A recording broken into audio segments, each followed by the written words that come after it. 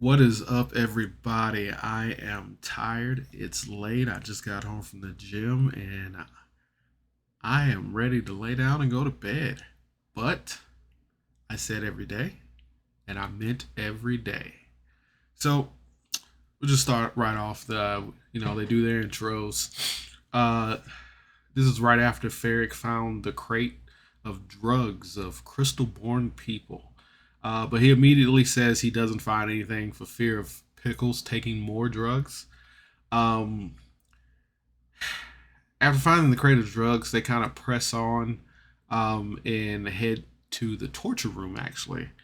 And they get inside the torture room and they see that it's actually in full use. Not in a sense of somebody's actively being tortured, but like maybe within a day or a week or so, somebody's been in here torturing people. They do look around and they investigate and they find these like egg sacs and fresh bodies and stuff like that. So they try to do a little bit of investigating there. They try to like figure some stuff out. Ambrose ends up stabbing one of the egg sacs, and a creature flies out of it and kind of goes around, and eventually it dies. So I'm thinking it was just born early or whatever, so it didn't. No, Mirage blasted. That's what happens. He cast a fireball, but Mirage blasted. Ferric tries to cut off the machine there's this machine that makes drips this goo on these egg sacs and makes these monsters because the egg sacs absorb the goo or something like that. Um, Ferric tries to cut off the machine. He ends up tying some of the tubes up or something like that. Ambrose ends up finding the power switch and he powers down the machine. Uh, Ferric finds the fluids that were feeding the machines and the egg sacs. He starts experimenting with it, and I think he throws it in with a regular potion. And he finds out that he like solidifies the knowledge of this is how they were making these monsters. So, um,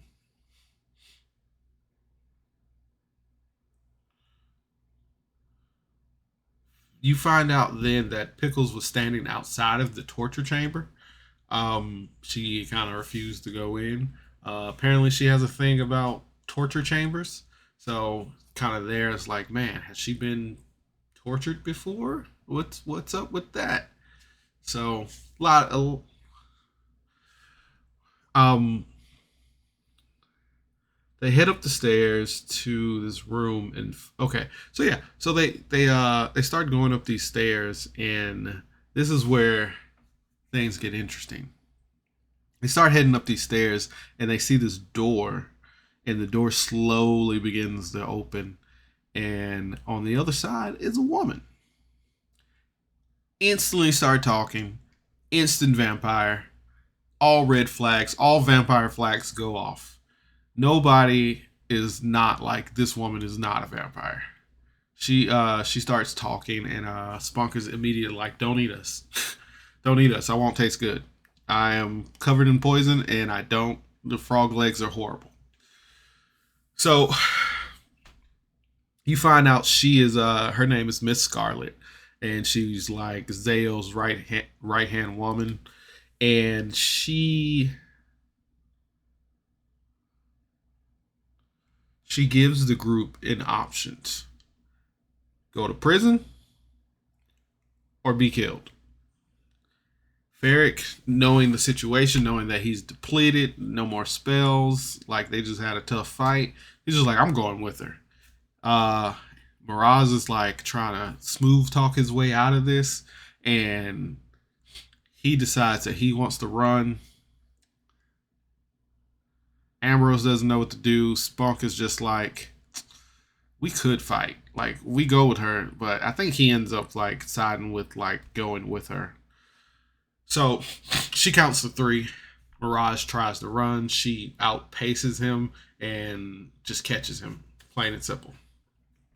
But the rest of them, nobody else tried to run, and they end up going to jail, the prison jail. Uh, Back up my notes. We find out that her name is Miss Scarlet. We already know that. She's right hand man of Zeos. They do find out that they are actually under the castle. They kind of confirm that. Carlos counts like Count Chocula. All right, my notes closed. I'm trying to find my spot again. Oh, okay.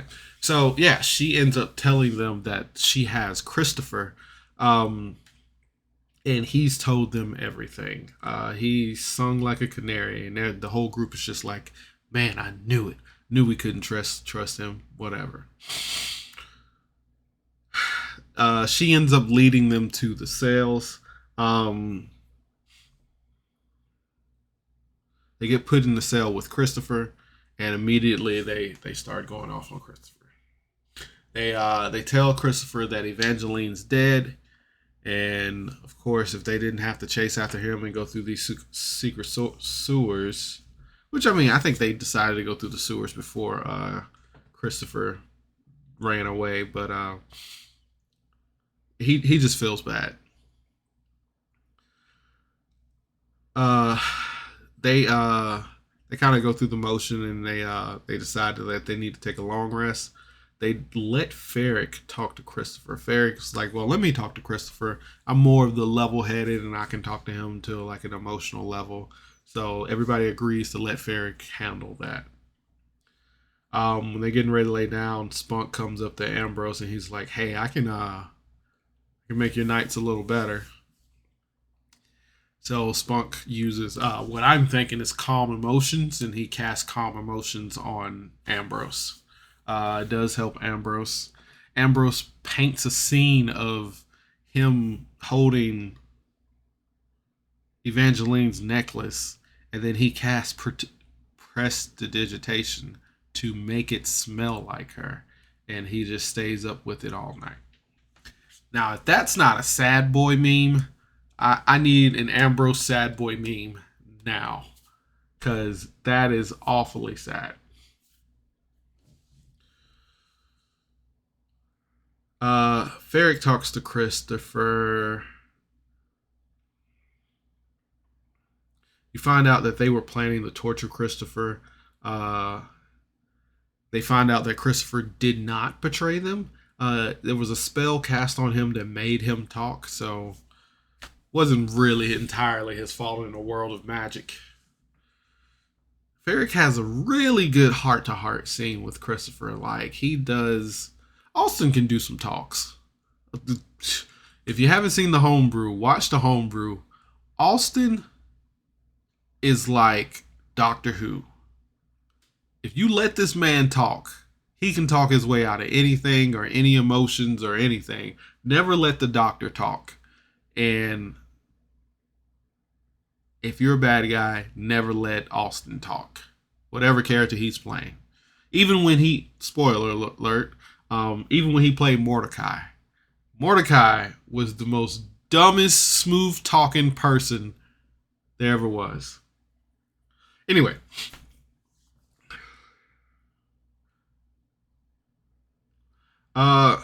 Carlos is such a good emotional actor. Like I remember earlier I was saying like with his death scenes when he's dying is really good. Man, when he was crying as Christopher, and I was just like, I'm so sad for this child. Carlos just need to chill out with the acting. Like, I mean, I know you guys trying to become famous and be a good podcast and all that stuff, but you need to chill out. Miraz was listening in on this conversation the whole time, and he was in his feelings about it, but he tried to remain hidden. Everybody does go to sleep, and the next day comes around, and everybody gets a long rest, gets all their spells back and everything. You ever think about like D&D rules? 8 hours is enough to get you back all your spell slots. It's like 8 hours is enough time to replenish all your energy, no matter what level spell you cast. You can cast one ninth level spell 2 7th level spells, 10 first level spells, and 3 third level spells. And all you need is 8 hours, and you're good to go. Do that again. It's interesting. Anyway, they wake up in the morning. Mirage talks to Pickles, and he very, very blatantly explains that he can't do magic. I knew there was something up with him. I knew he was being shady and shifty for a reason. But apparently he can't really do magic. He's been like faking it the whole time. And Pickles is just like, really? This is when you decide to tell me. And he's like, well, you said no more secrets. But this is not the time. But I'm with Mirage on this one. Whenever somebody says this is not the time and you have to tell them a secret, they're immediately going to find out the next conversation, whether you tell them or somebody else does.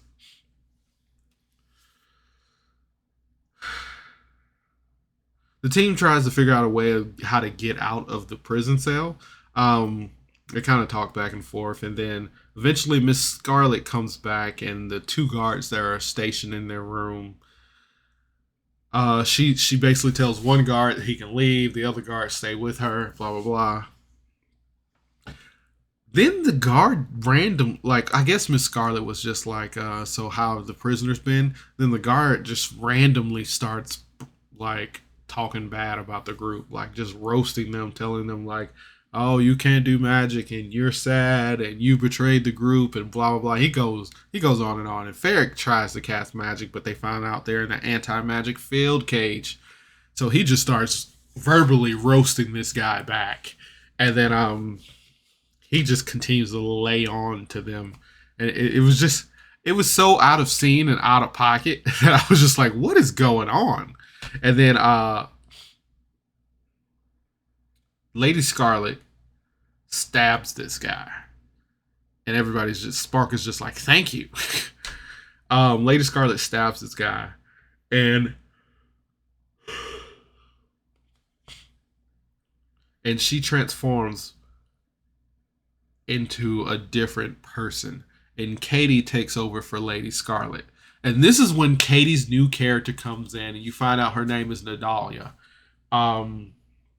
So it seems like she has been undercover as Lady Scarlet to infiltrate Zeus's stronghold or whatever.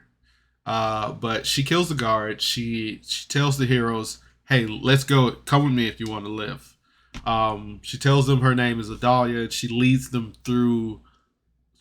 out of the prison. Adalia is a crystal-born druid. As they leave, she casts Pass Without Trace so they can get through. They get to the torture chamber, and she blows it up with a fireball, trying to destroy the X-Ax. Continues to lead them through a secret passageway that she knows. I'm pretty sure she talked to Carlos, and apparently it's inside the sewers. And that's how the episode ends. So Katie has a new character named Nadalia. She's a crystal-born druid. Can't wait to figure out what she's about. She seems pretty interesting so far. I love druids. This new race. I'm glad somebody is playing this new race. So that's good. A lot of stuff happened. The group got captured. They found Christopher. Ambrose, Christopher, and Mirage heart-to-heart scenes. Seemed like everybody had a little tiny heart-to-heart, even though Mirage was more funny about his. But yeah, so Katie got a new character. They found out where these monsters were coming from. They found out that Zeus had a supply of drugs ready to go. I guess he was just waiting for some more. Yeah, and I think that's mostly it. Was a really good episode. A lot of emotions coming from different peoples. I do love the Mirage. Mirage seems to be the comic relief. That's what I'm starting to get from him. He is more of the comic relief. He's gonna lighten the scene up. Pickles seems to be kind of attached, that since they're kind of attached together, you kind of get that comic relief from Pickles. But man, she is scary sometimes. Uh,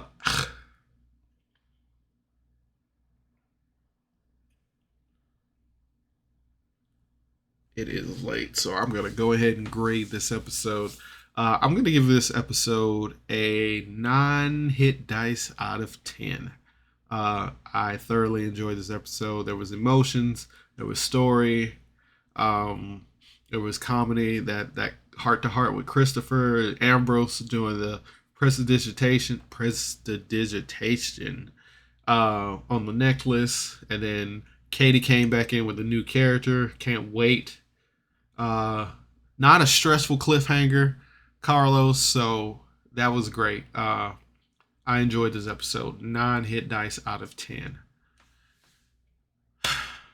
All right, I'm tired, so I'm going to bed. Didn't even get to play Diablo today. But thank you guys for listening. I hope you have a nice night. And as always, you are loved, you are important, and you matter. Good night. Bye.